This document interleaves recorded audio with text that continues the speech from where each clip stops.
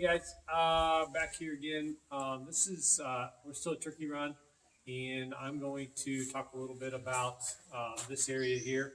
So the frontiersmen and women, also the Indians, what they would do is they would chase the turkeys into these caverns right here. So one group would come from this side over here, and the other group would come from the other side, and they would chase them into one area, and that would trap them. And so that's how they got hunted turkeys. So as we walk through here, I'll show you that to you.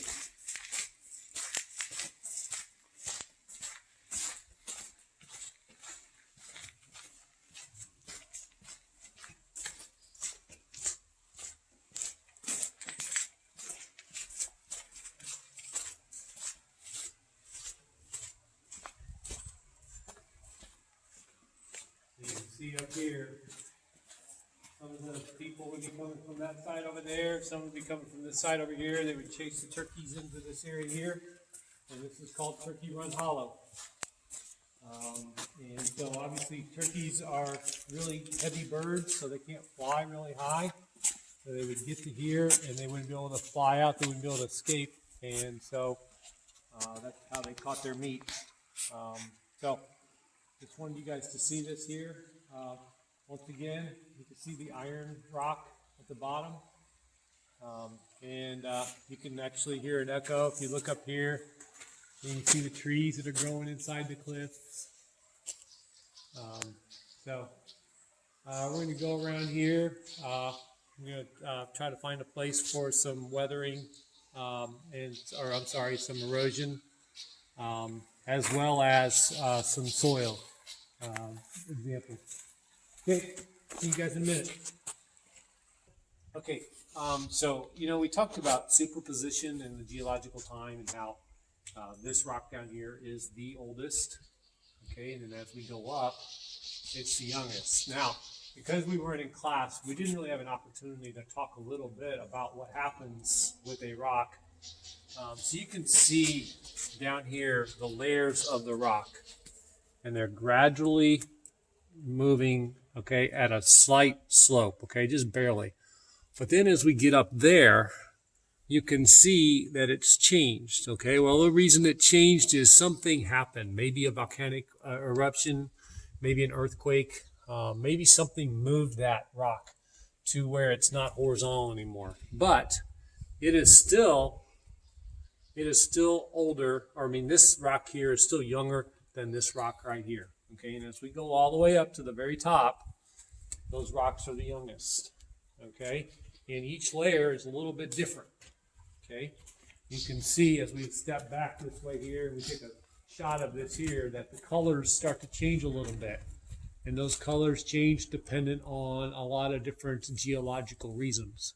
Okay, so in these sedimentary rocks, we might find some fossils, we may not. But most of the fossils that we find would be more like in limestone and things like that. So we do find some things in sandstone, but not as much as we would in limestone. Okay, so we're gonna go over here, try to find a place where we can find a rotting log, so we can talk a little bit about soil. Okay, see you in a minute. Okay, here's another example of what we just talked about, how the rock started to change its horizontalness. It's now at an angle. You can see the layers, and then above that is a different type of rock. It looks like there's maybe not a sedimentary rock, but maybe some other type of rock laid in there that's kind of a darker color. You can see that it doesn't weather nearly as much as the other rocks do. It protrudes out a little bit more.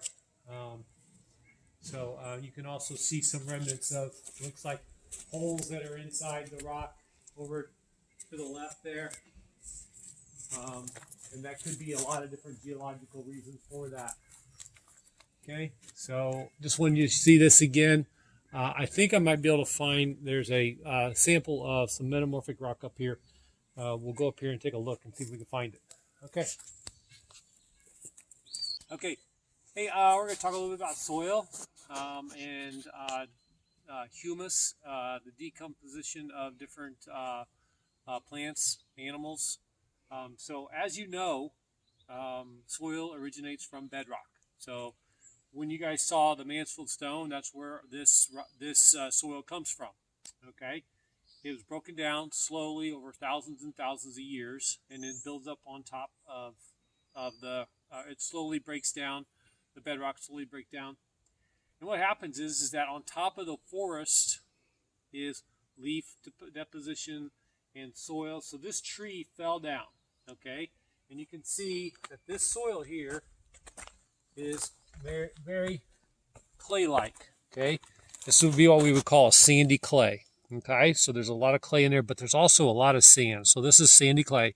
Remember the soil lab that we did. Okay, so this is sandy soil.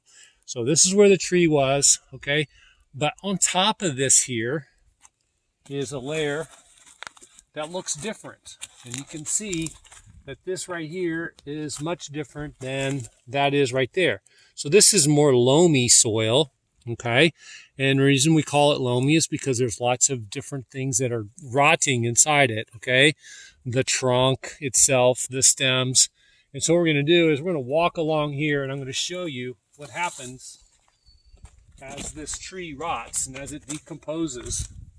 And if I get into here, I dig down in here underneath this here, I can see all of this new soil that's being built up over periods of years. Okay, now this tree may have fallen, who knows, 5, maybe 10 years ago, I don't know.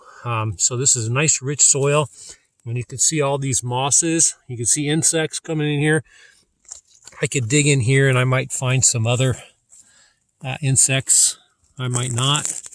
But all these roots here, they're just breaking the soil down slowly, and they're breaking this down. Remember how we talked about roots in plants? They have a weak acid. So this moss right here is slowly breaking down this bark, and this bark is going to eventually turn into soil.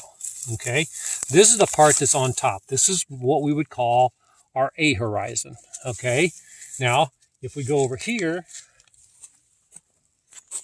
this part right here, this is our humus, or this is our O horizon.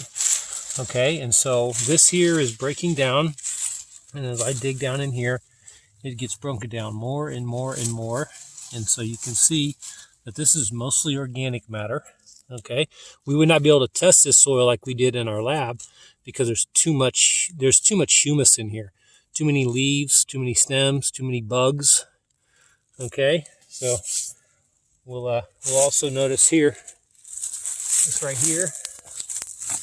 This here is a baby hemlock, and its parents are all along here. If you look up, you guys can see up above us, those are the parents. So it dropped a seed by a cone, and this here got located in this area right here. It's protected, and it's starting to grow right here, and so this is going to become a big, huge hemlock. Okay, this here is Annabelle hydrangea. It's doing the same thing. This is a maple tree.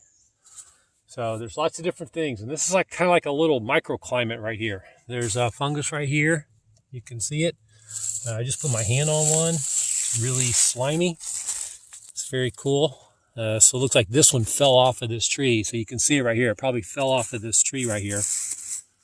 So what happens when a tree dies is it just builds up into the soil. It becomes a part of the soil.